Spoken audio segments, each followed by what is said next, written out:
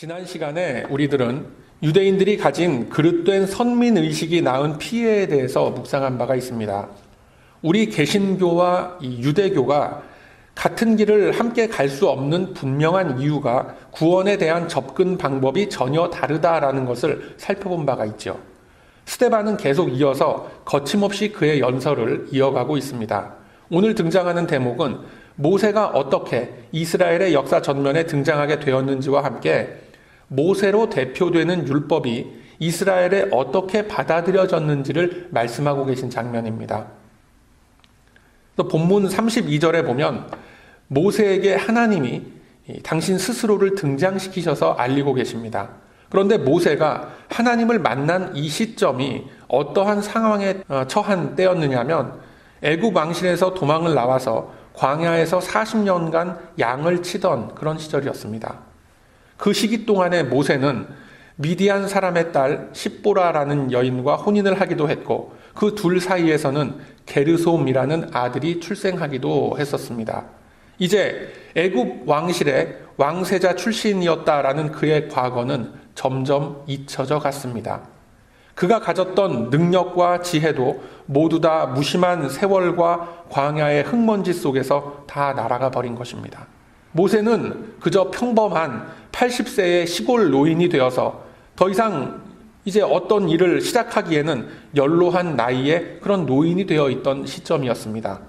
더 이상 모세로부터 그가 가졌던 학식과 지식, 지혜, 재치, 순발력, 용기, 아무것도 모세에게서는 기대할 수가 없는 상황까지 하나님은 그를 지켜보신 것입니다. 그리고 이제는 텅 비어버린 모세에게 다가오신 것입니다. 모세는 아무런 능력도 남아있지 않은 자신이 무엇을 할 수 있겠느냐며 이스라엘을 애굽으로부터 구원을 하라고 하시는데 자신은 아무것도 할 수 있는 것이 없다라고 합니다. 그러자 하나님께서는 천사의 손을 의탁하게 하셨다라고 본문 35절은 말씀하고 있는 겁니다. 즉 이스라엘이 탁월한 지도자요, 하나님의 능력을 대행하던 자요, 하나님을 대면해서 직접 율법의 말씀을 받아온 모세라고 칭송하고 축혀 세웠지만 사실 그의 실체는 아무런 능력 없는 평범한 시골 노인이었다라는 것을 스데반은 밝히고 있는 것입니다. 아무런 능력과 힘과 가진 것 없는 모세를 들어서 이 텅텅 비어있는 모세의 심령 안에 하나님께서는 율법을 채워주셨습니다. 하나님의 손에 붙들린 이 모세는 율법을 상징하는 인물로서 다시 태어나게 된 것입니다. 도저히 하나님과의 화목을 이룰 수 없었던 이 이스라엘에게 하나님은 먼저 손을 내밀어 주셔서 출애굽 사건이라는 기적적인 구원의 사건을 이루어 주셨습니다. 그리고 그들에게 모세를 통하여 율법을 주심으로써 앞으로 그들이 받은 구원을 지켜나갈 수 있도록, 그리고 앞으로 태어날 그들의 후손이 언약 백성의 명맥을 이어갈 수 있는 도구로서 율법을 내려주셨습니다. 그렇다면 도대체 이 율법이란 것이 뭐길래 이토록 첨예하게 다루어야만 하는 그런 문제가 된단 말인가라는 의문이 들게 됩니다. 이뿐만 아니라 율법을 이해하는 문제가 중요하게 다루어지는 그 이유는 사도행전의 중반부로 넘어가면서 본격적으로 펼쳐지는 교회 역사의 근거가 유대인들이 이해하고 있는 구약 성경과는 전혀 다른 기초 위에서 이루어지고 있기 때문에 그렇습니다. 여러분, 이 율법이라는 것은 말 그대로 법입니다. 요즘 세상법의 기준으로는 헌법이라고도 할 수가 있는 그런 법률 체계인 것입니다. 그리고 신앙의 영역으로 들어와서 보면 10계명으로서 요약이 되어지는 것이 율법이죠. 절대 진리이며 절대 선이신 하나님의 통치 기준이 바로 율법에서부터 나오는 것입니다. 다시 말해서 이 율법이라는 것은 하나님이 세워가시는 가치 질서의 기준이 된다라는 것입니다. 우리들이 흔히 듣는 표현 중에 저 사람은, 저 아무개 누구는 법 없이도 살 사람이야 라는 그런 이야기를 우리가 많이 하고는 합니다. 그만큼 선량하게 세상을 사는 사람이다라는 의미겠지만 실제로 법이라는 것이 없으면 누구도 법 질서의 보호를 받지 못하기 때문에 사실 법이 없으면 위험한 상황에 처하게 됩니다. 이 예전에 각 나라들마다 문명의 흐름을 받아들이는 속도가 제각기 달랐을 때에는 죄를 대하는 관점이 지금과는 매우 달랐었습니다. 이 자동차라는 것이 처음 나왔을 시절에는 자동차를 어느 정도 규격화해서 통제하는 법안도 없었고 매연 배출에 대한 그런 기준조차 없었던 시절이 있었죠. 어느 나라에서는 불과 몇십 년 전까지만 해도 마차를 훔친 범죄가 자동차를 훔친 범죄보다 더 강하게 처벌되는 경우가 비일비재했었습니다. 또는 인권에 대한 인식이 아주 미개했던 시절에는 지금으로서는 상상도 하기 힘든 자유에 대한 억압이 국가기관으로부터 이루어지기도 했었고, 인종에 대한 차별, 이성에 대한 차별 등이 죄라고 여겨지지 않았던 시절들도 있었습니다. 그러나 시대가 바뀌고 다변화함에 따라서 이 사회는 더욱 복잡해졌고 수많은 사건과 사고들이 일어나면서 각각의 사례에 따른 법률 시스템이 있어야만 적절한 질서를 세울 수 있는 그런 시대가 열리게 되었던 것입니다. 컴퓨터 해킹이나 지적 재산권 침해라는 것이 요즘에는 큰 범죄라고 우리가 인식을 하고 있지만 불과 20, 30년 전만 하더라도 그것이 범죄가 된다라는 것을 모르고 그냥 지나쳤던 예가 비일비재합니다. 그리고 예전에는 문제시 되지 않았던 짓궂은 농담 등도 이제는 명예훼손이나 인격 모독이라는 죄가 되는 시대가 되었다라는 것 우리가 다 알고 있죠. 반대로 법이 없으면 내가 불이익이나 범죄의 피해를 입었음에도 불구하고 가해자를 처벌할 수가 없는 겁니다. 마치 이러한 것과 같이 율법이라는 것은 우선 하나님 백성들의 거룩한 삶을 위한 질서의 기준으로서 주어진 것입니다.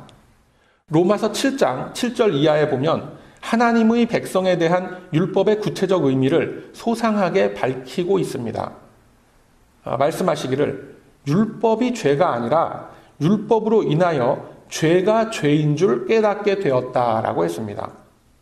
율법이 탐심을 품지 말라고 하지 않았다면 탐심의 의미가 뭔지, 탐심의 내용과 범위에 대해서 아무런 영적 감각을 가질 수 없었을 것이라고 사도 바울은 고백하고 있습니다.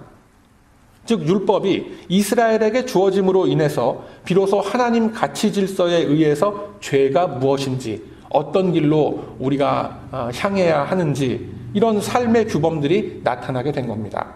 그리고 이제 부르심을 입은 이스라엘은 이 법에 따라서 살아가는 새로운 기준을 가지게 되었다라는 것이 율법이 그들에게 주어진 의미인 것입니다. 또한 율법이 주어짐으로써 이제까지의 삶은 그냥 좋은 게 좋은 거라고 여기고 살았던 삶에서부터 이제는 하나님의 뜻에 순종하며 살아간다라는 뚜렷한 목표 의식을 가지고 살아가게 된 계기가 된 것입니다. 그런데 그러한 모세와 율법을 실질적으로는 이 이스라엘이 거부를 했고 모세의 인도함을 앞에 놓고도 계속되는 불순종의 모습을 보인 것이 바로 너희 이스라엘이다라고 스데반은 지적하고 있는 것입니다. 본문 39절 이하에는 이러한 이스라엘의 부끄러운 역사를 낱낱이 밝히고 있습니다. 스데반이 공회 앞에 서서 왜 아브라함과 모세라는 이스라엘의 두 조상을 길게 이렇게 언급하고 있는지의 이유는 이미 우리들이 다룬 바와 같이 아브라함과 모세로 대표되는 구원의 출발과 율법의 말씀을 어떻게 이해를 하고 받아들이냐에 따라서 기독교와 유대교가 갈리는 분기점이 되기 때문에 그렇습니다. 유대인들이 가졌던 그릇된 선민의식 중에 하나가 오직 자신들만이 하나님으로부터 율법의 말씀을 받았다라는 겁니다. 율법이 궁극적으로 가리키는 것들에 대해서는 일부에 관심도 없었던 사람들이지만 일단 자기들에게 율법이 주어지고 그 율법의 말씀을 해설하고 전할 수 있는 것도 오직 자신들 뿐이라고 여겼던 것입니다. 그들은 율법의 소유 그 자체를 중요시하게 여겼고 율법의 구체적인 내용과 정신보다는 소유 그 자체로 인해서 자신들이 우월하고 월등한 지위를 누리게 되었다라고 믿게 된 겁니다. 어찌되었건 간에 그들이 말씀을 소중히 여겼다라는 것은 맞습니다.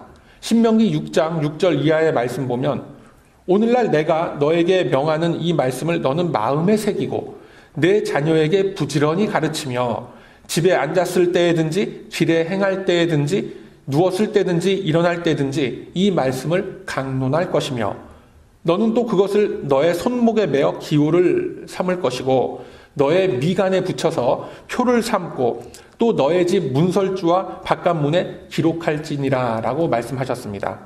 유대인들은 이 말씀을 놓고 문자적인 해석 그대로 행했던 사람들입니다.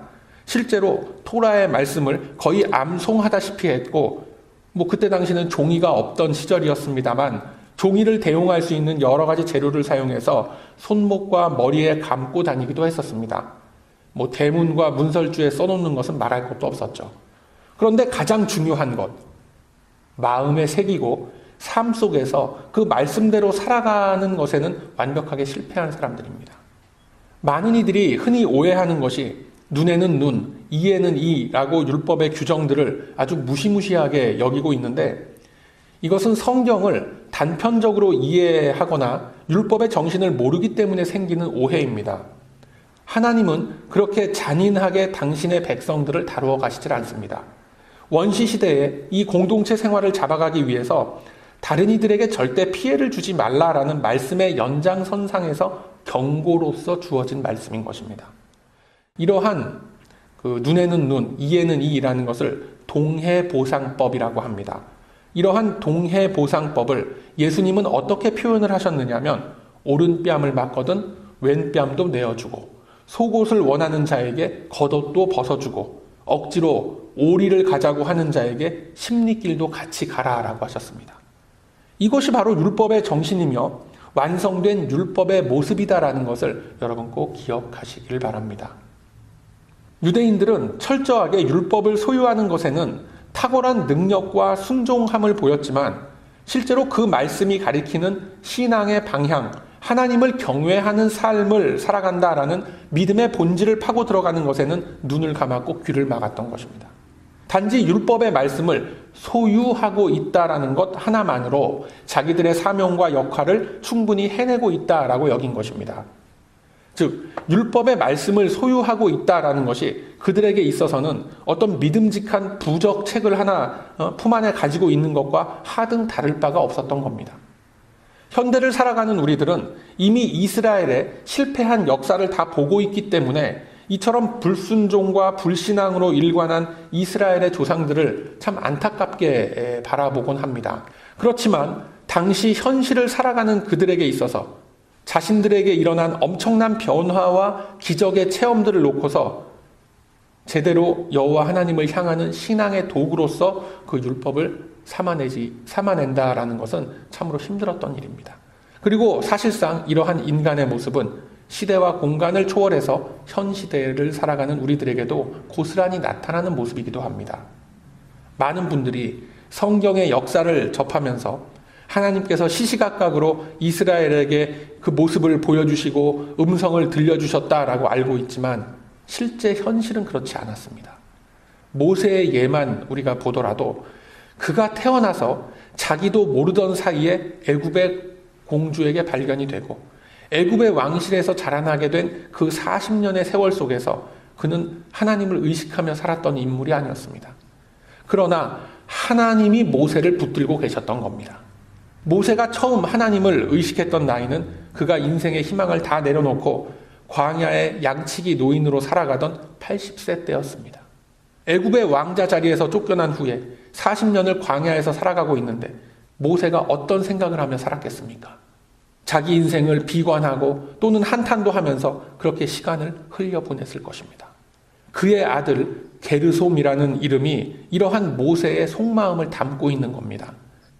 그 이름이 담고 있는 뜻이 뭐냐면 내가 이방에서 객이 되었다라는 뜻입니다. 참 처량하죠. 모세는 이러한 자기의 속마음을 아들의 이름 속에 담아서 자신이 예전에는 비록 히브리 출신이었지만 애굽 왕실에서 누렸던 영화로웠던 시절의 향수를 달랬던 것입니다.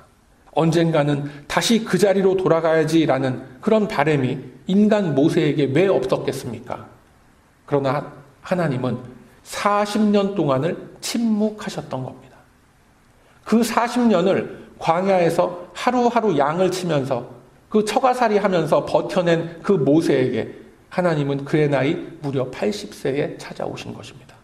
이곳에 계신 분들 아무도 80세 넘으신 분들 없으신 걸로 제가 압니다. 그럼에도 불구하고 우리들은 우리가 살아가고 있는 이 삶의 시간 속에서 어떻습니까? 40년 동안 침묵하고 계신 하나님을 여러분 기다릴 수 있겠습니까? 어찌 보면 우리들은 하나님의 응답을 그리고 하나님과의 소통을 우리네 신앙의 조상들보다 더 자주 갖고 있을지 모릅니다. 그럼에도 불구하고 우리에게는 기쁨이 없고 감사가 없습니다. 하루하루가 막연한 불안감 속에서 흘러가고 있고 모든 것이 다 불평, 불만뿐이고 좌절과 낙심의 연속뿐인 것이 우리들이 살아가고 있는 현실인 것입니다. 하나님의 역사하심과 우리네 삶 속에 간섭하시는 손길을 깊은 영적인 호흡으로서 하나님이 그려가시는 큰 그림을 바라보지 못하기 때문에 작은 것에 슬퍼하고 낙심하고 상처를 받는 것입니다. 출애굽기를 비롯한 이스라엘의 역사서를 쭉 우리가 묵상해 나가면서 많은 분들이 실망을 하고 심지어 분통을 터뜨리는 그런 대목들이 뭐냐면 그들이 조금도 참지 못하고 하나님을 원망하고 모세에게 죽일 듯이 따지고 덤벼드는 그런 모습들일 것입니다. 아니, 광야에서 이 고생 시키려고 우리를 애굽으로부터 나오게 했느냐? 이렇게 덤벼드는 저급한 모습들, 잠시도 기다리지 못하고 모세가 자리를 조금만 비우면 곧바로 금송아지와 이상한 동물들, 그 우상들을 만들어 놓고 그 앞에서 하나님을 부정하는 모습들을 볼 때마다 많은 성도들은 조소를 금치 못하는 겁니다. 그런데 그 모습이 바로 현대의 내 자신의 모습이다라는 거에 대해서는 심각하게 느끼는 사람이 아무도 없습니다. 이 멀쩡하던 사람이 조금만 아파도 벌써 죽을 흉내를 다 내면서 왜 저에게 이런 시련을 이렇게 감당하기 힘든 이런 고통을 주십니까? 라고 하면서 한탄하는 우리의 모습이 그 속에 있다라는 것을 우리는 모르고 그냥 지나가는 겁니다. 조금만 삶 속에서 어려운 시간들이 닥쳐오면 원망과 탄식과 불평이 터져나오는 이 나의 모습이 조금도 그들과 다를 바가 없다라는 것은 애써서 외면하고 있는 겁니다. 그래서 우리 하나님은 이스라엘에게 모세를 통해서 하나님 백성으로서 하나님과의 화목을 이루며 살아갈 수 있는 삶의 기준을 세워주시고 하나님이 다스리시는 삶의 모습을 이스라엘 안에 세워가기 위해서 율법을 주신 것입니다. 즉 하나님의 말씀이 이스라엘 안에 있을 때 그들의 조상과 맺어주신 영원한 구원의 언약은 언제나 유효하며 그 언약은 앞으로 이 땅에 오시게 될 메시아로 인해서 완벽하게 성취가 될 것임을 말씀을 통해서 약속해 주신 것입니다. 그런데 이 율법에 대한 관점과 해석의 차이가 바로 스데반이 그들로부터 순교를 당했던 직접적인 원인이 되었고 현 시대 속에서도 이 각종 국제적인 분쟁의 계기를 만들어내고 있는 것이죠. 이스라엘이 애굽의 노예로서 살던 시기에는 하나님의 법을 따르며 살았던 것이 아니었습니다. 그들은 바로 왕의 법을 따르면서 살았습니다. 그러나 그들이 홍해를 건넌 이후에는, 즉 구원을 받은 이후에는 더 이상 바로 왕의 법을, 즉 죄와 사망의 법을 따를 필요가 없는 거죠. 여기서 중요한 점은 바로 왕의 법을 따를 필요가 없다라고 해서 자기 마음대로 사람을 다치게 하거나 남의 물건에 함부로 손을 대거나 하는 것 등이 용납된다라는 것은 아니다라는 겁니다. 그러나 이제는 더 이상 애굽의 법을 따를 필요가 없었고 이스라엘은 부르심을 입은 하나님 백성의 공동체로서 이 세상의 세속법이나 질서와는 구별되는 영적인 질서와 의미를 담은 법이 주어지게 되는 것입니다. 이것이 율법이 갖는 이중적 의미가 되는 겁니다. 단순히 치안과 사회 질서를 유지하기 위한 법으로만 이 율법을 볼 수가 없는 이유가 되는 것이죠. 하나님은 이러한 율법의 통치를 바로 모세를 통해서 이스라엘에게 보여주셨던 것입니다. 그리고 더 나아가서 성경은 이 율법이 담고 있는 의미를 몽학선생이라고 표현을 합니다. 갈라디아서 3장 24절 이하의 말씀을 보면 이같이 율법이 우리를 그리스도에게로 인도하는 몽학선생이 되어 우리로 하여금 믿음으로 말미암아 의롭다함을 얻게 하려 함이니라 라고 말씀합니다. 이 몽학선생이라는 개념은 당시 사회 배경 속에서 정식 선생님이 아니라 어린 학생이 한눈 팔지 않고 학업에 집중할 수 있도록 돕는 역할을 했었던 일종의 그 입주 가정교사 같은 역할을 하던 사람을 의미하는 겁니다. 하나님은 모세를 통한 율법의 다스림을 통해서 그들에게 인간의 노력과 의지로서 율법에 어긋나는 죄의 문제를 해결할 수 없다라는 것을 보여주십니다. 즉, 율법이 주어진 것 그 자체가 최종 목적이 아니라 그 율법이 가리키는 내용들을 삶 속에서 담아내고 살아내야 하는 것입니다. 그런데 그것이 말처럼 그렇게 쉽지가 않죠. 그래서 하나님이 이스라엘의 율법을 주신 궁극적인 목적은 그 율법의 주인이신 하나님의 은혜 주심을 바라보게 하는 것입니다. 이것이 신약 시대에 와서 율법으로 인한 구원의 방법이 폐지가 되고 이제 메시아, 그리스도께서 직접 이루신 십자가의 은혜를 믿는 믿음으로만 구원이 이루어지게 된다라는 것을 선언하시게 된 것입니다. 스데반이 집요하리만큼 아브라함과 모세의 이야기를 물고 늘어지는 이유가 바로 여기에 있는 겁니다. 구약 시대에는 모세, 율법으로 상징되는 이 형식법으로서 이스라엘을 구원하고 이스라엘을 다스렸다면 이제는 메시아께서 직접 몸으로 보여주신 복음으로서 구원의 문이 열리게 되었다라는 것을 선언하고 있는 것입니다. 여러분, 광야 교회 생활을 하던 이스라엘이 어떠했습니까? 사사건건 이스라엘은 모세에게 반기를 들었고 그때마다 모세는 하나님께 이스라엘의 불순종과 이스라엘의 패역함을 토로하면서 하나님의 은혜 주심과 긍휼히 여겨주심을 간구하곤 해야 했었습니다. 스데반이 유대인들을 질책하고 있는 이유가 바로 이겁니다. 너희들이 율법의 대리인이었던 모세를 거역했다면, 그로 인한 율법의 통치를 거부했다면 그것은 결국 하나님을 거부한 것이다 라고 지적하고 있는 것입니다.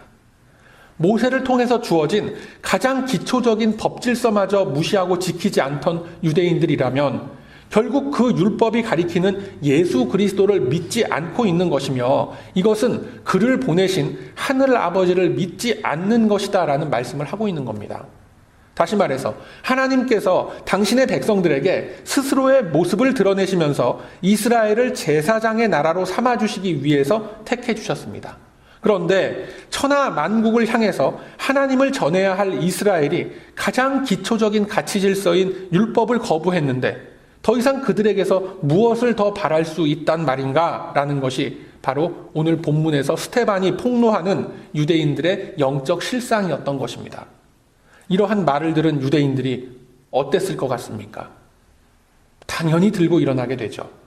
우리가 나중에 또 계속 살펴보게 될 내용이지만 스데반을 즉시 끌고 나가서 어떤 법적인 재판의 절차를 다 무시한 채 그냥 돌로 쳐 죽이게 됩니다. 그만큼 스데반이 지적한 이 문제는 유대인들의 근본적인 존재의 의미를 흔들어버리는 심각한 그 국기문란의 문제로서 받아들였었던 것입니다. 아브라함에 의한 이 선민 사상과 자신들만이 가지고 있던 하나님의 율법을 놓고 사실은 모두 다 잘못되고 왜곡된 전통과 왜곡된 근거 위에 놓여 있다라고 외치는 데 있어서 당시의 유대인들은 받아들이기 힘든 정도가 아니라 자신들과 하나님을 모욕한다라고 여겼던 겁니다. 스데반이 순교할 당시에 그 현장 상황을 지휘했던 누구죠? 바울이 훗날 스데반의 절규에 담겨있는 이 의미를 훗날 이렇게 전합니다. 에베소서 2장 15절 이하의 말씀에 보면 계명의 율법을 자기 육체로 폐하셨으니 이는 이 둘로 자기 안에서 하나의 새 사람을 지어서 화평케 하려 함이다 라고 말씀합니다. 율법으로서 사람을 판단하고 사람을 재고 이런 기준들을 다 없애버리신 겁니다. 뿐만 아니라 이어지는 에베소서 2장 20절 말씀 보면 너희는 사도들과 선지자들의 터 위에 세우심을 입은 자라 그리스도 예수께서 친히 모퉁이 돌이 되셨느니라 라고 말씀했습니다. 스데반을 돌로 쳐 죽였던 그 바울이 전한 말씀입니다. 사도들과 선지자들의 터 위에 세우심을 입은 자들을 잡아가두었던 바울이었습니다. 율법에 있어서는 누구도 부럽지 않은 지식과 함께 철저하게 율법을 지켰던 그런 인물이 바울이었습니다. 그러나 그가 그리스도의 십자가로서 해석되는 구약 성경 전체의 말씀을 다시금 깨닫게 되면서 그는 유대교가 잘못 가지고 있던 율법에 대한 그릇된 이해와 해석을 바로잡고 십자가의 도를 전하는데 그의 일생을 헌신했던 겁니다.